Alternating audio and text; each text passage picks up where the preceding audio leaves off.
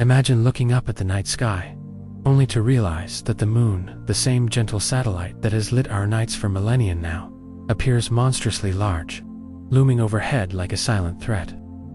Each night, it grows bigger, closer, more terrifying. The question is, what is happening? And more importantly, what will become of Earth when the moon finally falls? In this documentary, we will journey into a hypothetical but scientifically inspired scenario: the moon colliding with Earth. A cataclysm that would mark the end of human civilization, and perhaps the end of our planet itself. Welcome to Astronomical Library.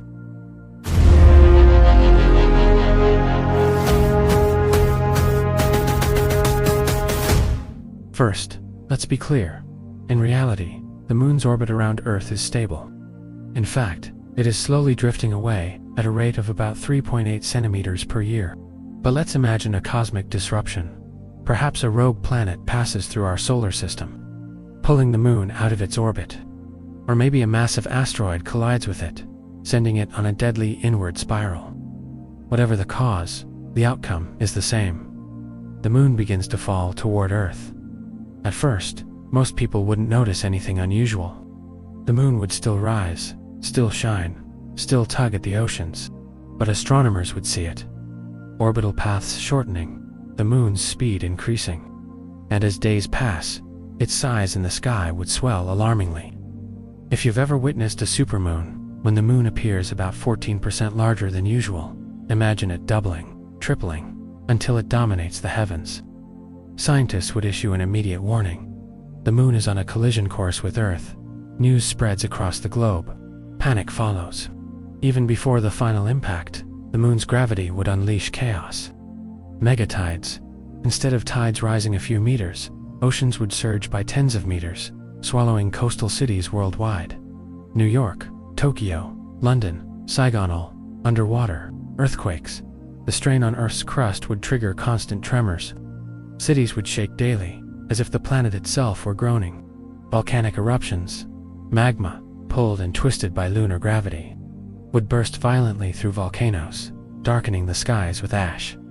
And this is just the beginning. Within weeks, humanity would realize that civilization is collapsing before the moon even touches Earth. Panic turns into desperation.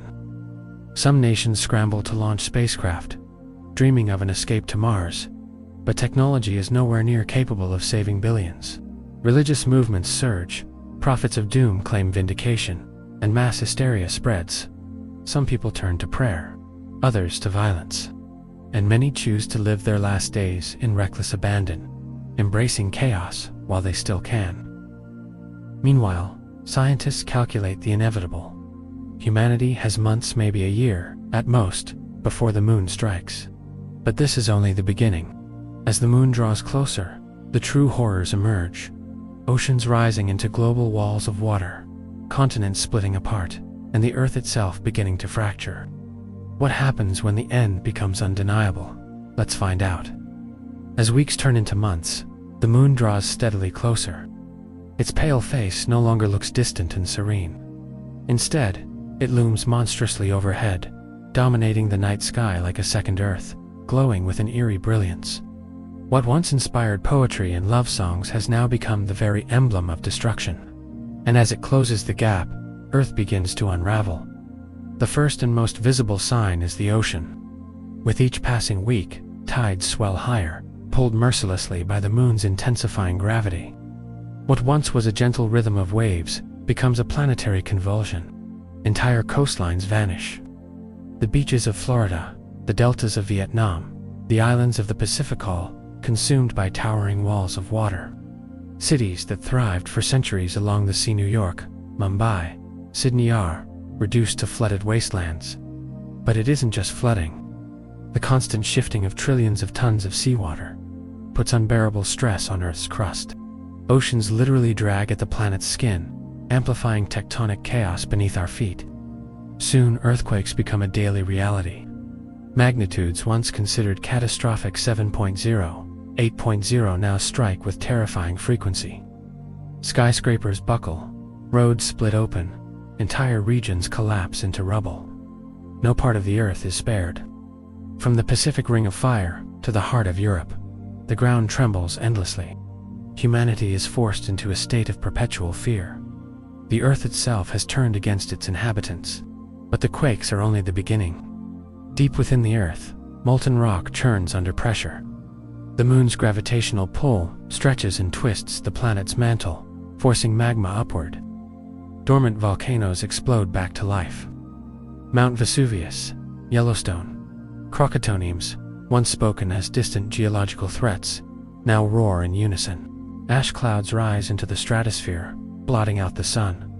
The world darkens, temperatures plummet, crops fail, famine spreads like wildfire, civilization begins to fracture. Food supplies dwindle, economies collapse, governments lose control.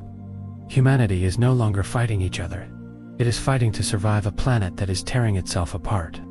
And yet, the surface chaos pales in comparison to what is happening in the atmosphere. The very tilt of Earth's axis that gives us seasons begins to wobble under the moon's pull.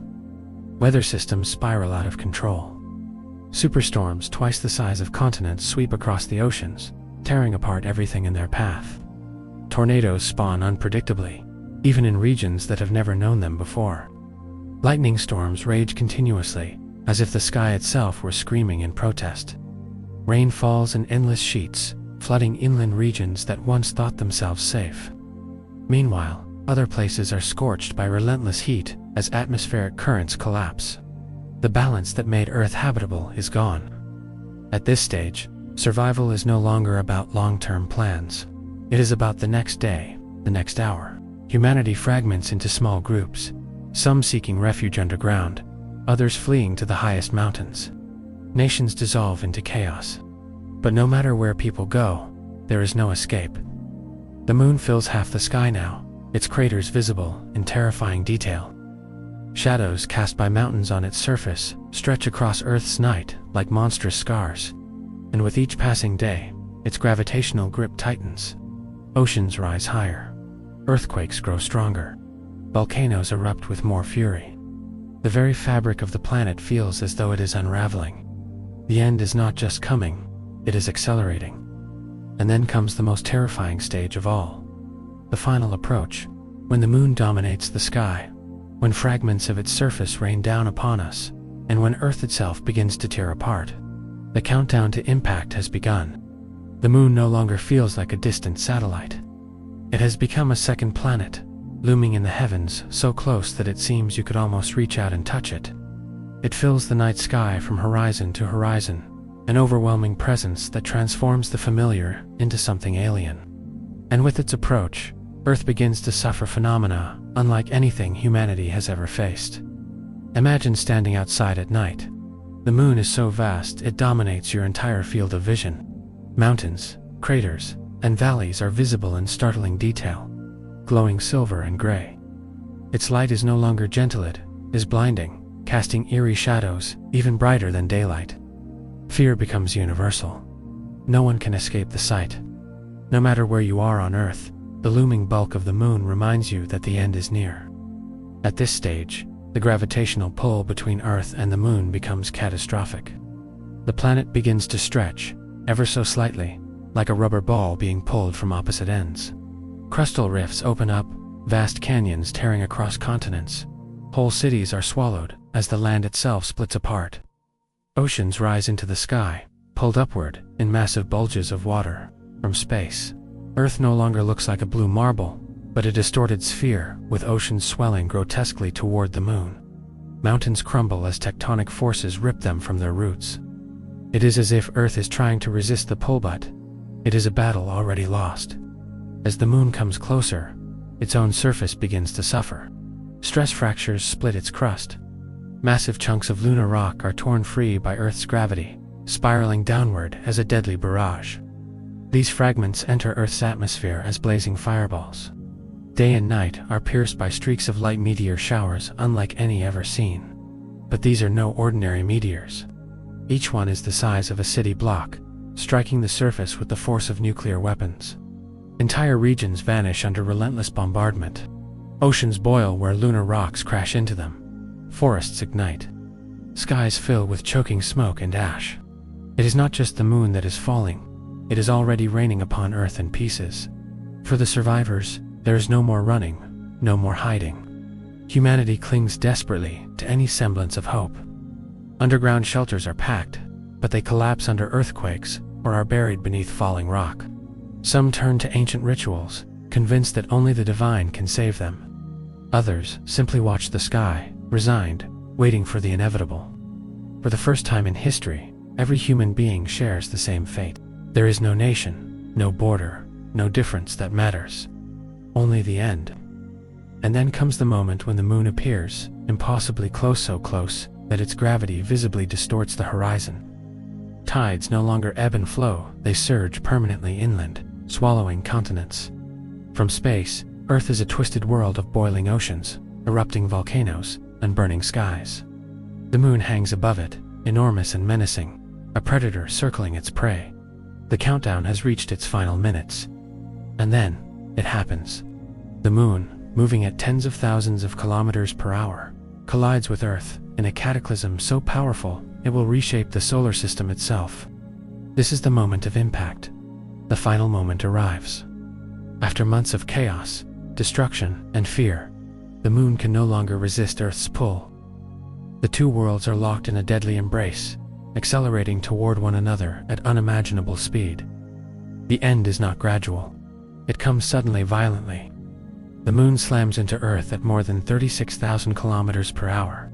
The energy released is beyond comprehension. The equivalent of tens of billions of nuclear bombs detonating all at once. In the blink of an eye, Earth's surface is vaporized at the point of impact.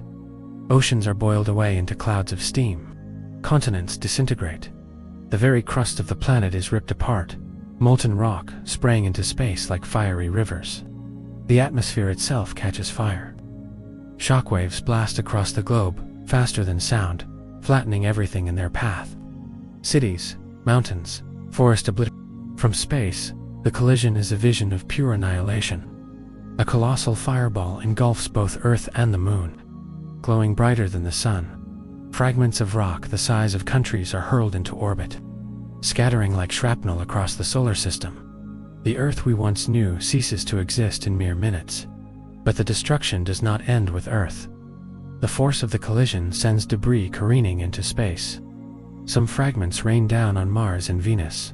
Others drift into the asteroid belt, and some are ejected entirely out of the solar system, becoming rogue wanderers in the galaxy.